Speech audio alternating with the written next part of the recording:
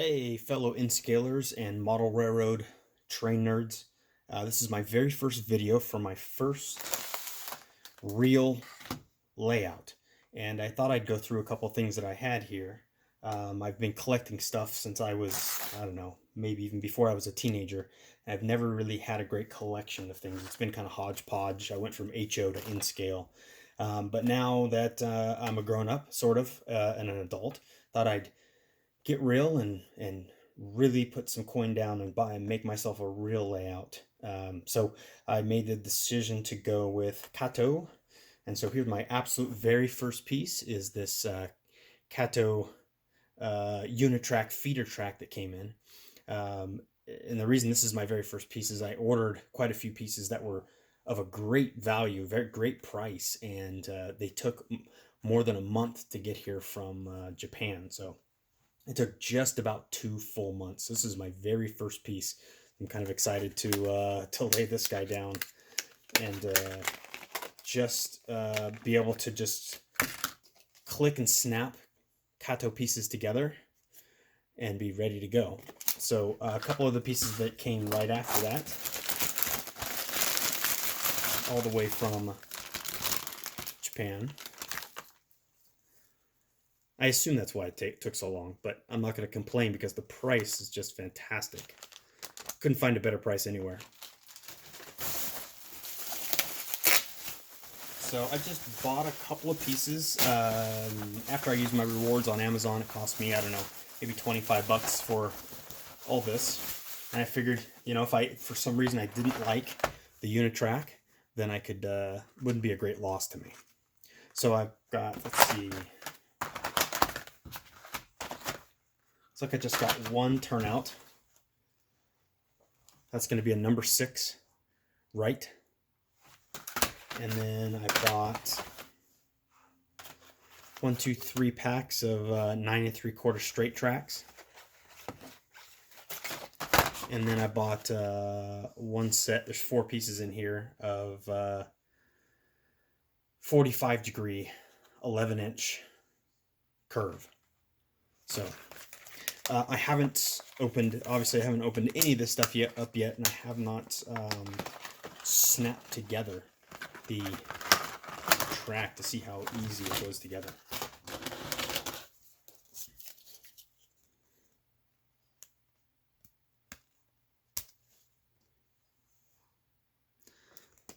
I'm trying to do this with a sleeping baby on my chest, so it's kind of awkward. I see, okay.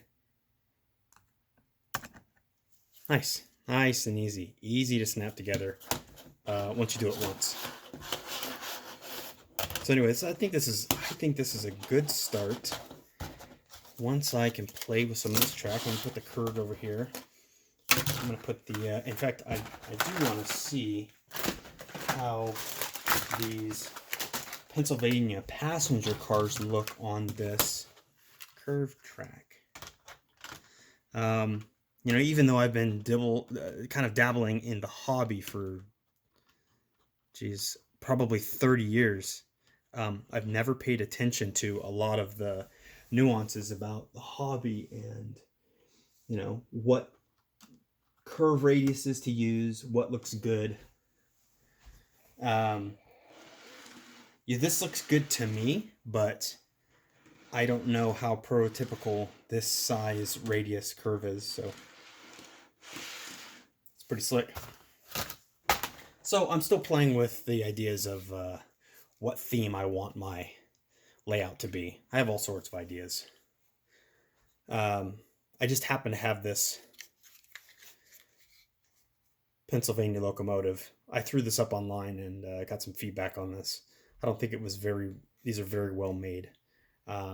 But I do have a Santa Fe F, I think, that has DCC already in it. So that'll probably be the way I go to start with. And then this is an engine that I got a long time ago. This is also a Pennsylvania. I don't know anything about this. I'm assuming, and I believe this is definitely before DCC, so I'm sure that's not part of this. But I just have this mishmash, and I may play with those or not. I also have picked up this, I think, 2 years ago. I'm so excited to get into DCC. When I was younger, wiring DC was something that just looked really intimidating, and I never looked forward to getting into it. So I'm really excited to get DCC going. I've tried it out once on the Santa Fe engine, and it worked right away. This thing was really easy to program, a single engine. So I think that's gonna be fun. I've looked at quite a few videos online, and wiring for DCC does not look difficult. My only concern is making sure that I isolate certain areas, and I'm just learning more about that every day. So, nice, easy to read manual for the NCE power cab. And just for fun, this is something I picked up when I think I was in my early to mid-teens. So this is definitely from maybe like the early 90s, I think. So if I'm ever in a bind, I can pop this on and I have immediate power. I don't have to worry about programming. So I can run those other engines. Anyway, this is just the beginning. Really looking forward to this stuff. I'm going to put a couple pieces of this track together and just throw some engines on and see what it looks like. So first video, a mini to come, and I hope to have one of my next few videos have a great idea of what my layout's going to look like. I have space in the garage now that it's probably going to be about a 12-foot by 4-foot space. It'll be kind of shelf-based along the side of the garage. And with InScale, I think I have plenty of room to mess around. I may even do 2 levels on that with a helix. So we'll see. Good start, and we'll update again soon. Thanks.